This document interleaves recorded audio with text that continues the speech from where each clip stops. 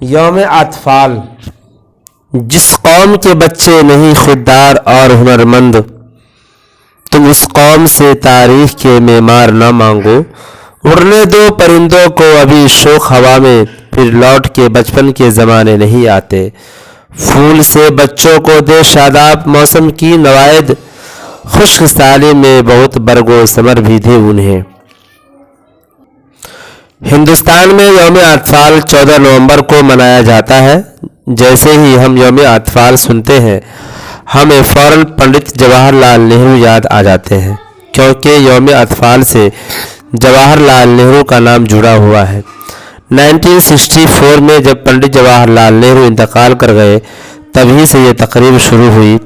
14 نومبر جواہر لال نہرو کا یوم پیدائش ہے۔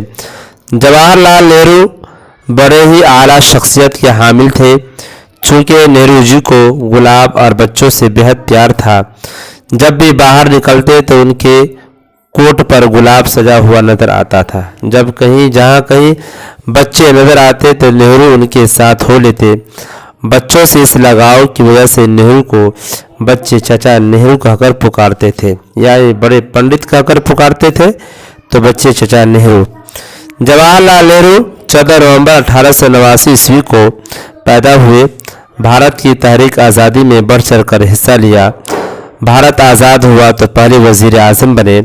ان کے کارناموں میں بھارت کو مضبوط کرنا تھا۔ بھارت کو کاشتکاری، صنعت کاری میں مستحکم اور خود مختار بنانا ان کا اول ارادہ تھا۔ انہی کے دور میں بھارت میں بڑے بڑے ڈیم اور بڑی بڑی فیکٹریاں قائم ہوئی۔ ان کو آزاد بھارت کا معمار بھی کہا جاتا ہے۔ دنیا میں بھارت کو مضبوط شکل میں پیش کرنے کے لیے نہرو نے نان الائنمنٹ موومنٹ یعنی غیر جانبداری تحریک شروع کی۔